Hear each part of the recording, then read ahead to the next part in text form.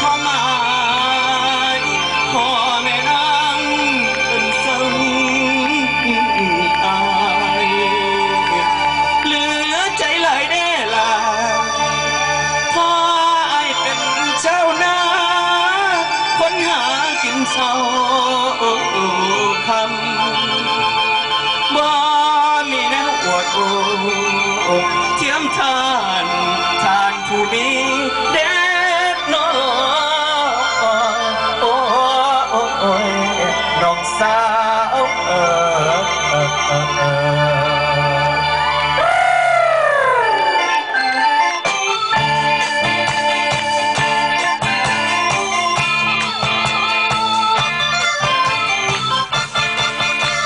แต่งกับเขาเถิดน้องคู่ครองที่สมกันแม่ท่านคงหมายมั่นอยากให้ลูกนั้นได้คนดีพี่รู้อยู่แก่ใจว่าพี่ไม่ถูกกว่าน้องนางขอไปตามทางชีวิตคนข้างถนนสมกับแม่น้องดาว่าไอ้เศษเด่นคนคำนี้ก้องอยู่หูตนจนดังต้องเทียมเสร็จลาคนดีว่ากินดอกพวกน้องล้ออยู่ไอ้สู่เขาบ่ได้คนให้ตำสกุลโลกนี้วุ่นทั้งหัวแกงศักดิ์ศรีที่นี่เป็นคนทุกคู่โมงบ่มีใดไล่มันไปลูกเอ้ยอย่าสนมันเลยให้เสียเวลาไอ้คนที่เราเอาอย่าให้มาใส่มาบ้านเราเศร้า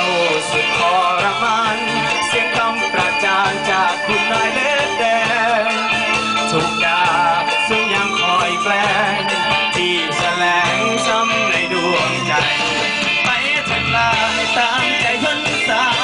เอาหน้าให้แม่ฟังขอแค่เพิ่นเบาแต่เจ้าอย่าลืมของให้แม่น้องหน้าใหญ่ตัวของเพชรกับเศรษฐีเงินขับอย่าห่วงหลังซาเด้อน้อง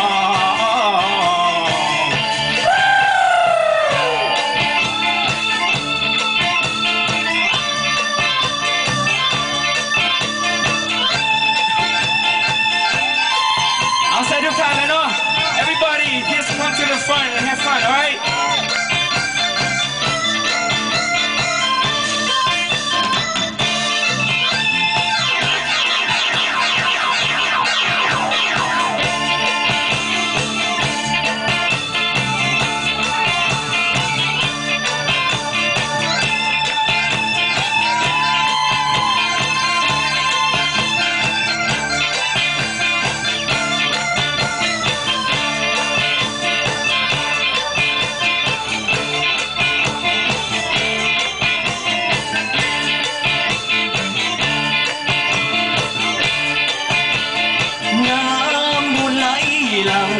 สองฟ้าฟังอุบลวา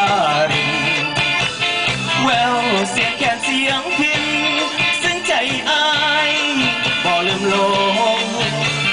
เข้าพรรษาปีไกลยังได้เคียงคู่อนงแห่เทียนเป็นขบวนร้องส่งเรายังคงรักกันชื่นบานแต่ในงานปีนี้ไม่มีน้องเจ้าที่ยังมาคอยเหมือนเก่าแม้แต่เงาน้องก็ไม่มีนี่หรือใจคนสาวอุบลที่ว่าใจดีจากกันพอเพียง1 ปีแต่มาบัดนี้น้องลืมสัญญา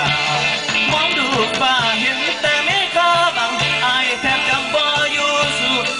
ต่างบ้านสั่งมาต้มหลอกกันวันที่อายเอาต่อมาโดนบัดพอวันมาถึงสร้างบ่มาโนเจ้าเสียงแคนเป่าเขาแห่เช่นเข้าพรรษาแววดังมาเหมือนเสียงสั่งจากสาวอุบลเหมือนบอกว่าเขาลืม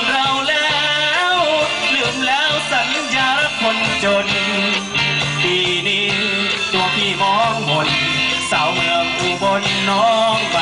กลับมาตามือมองน้ำมูลไหลหลังไหลไปวัง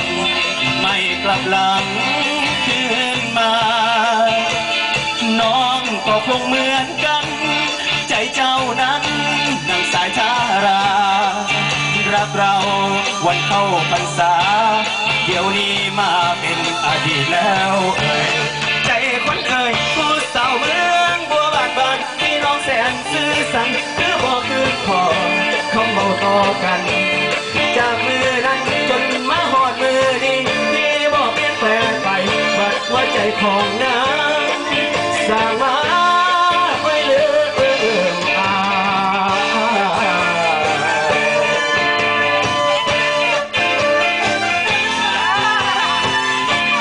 ขอบคุณมากนะครับ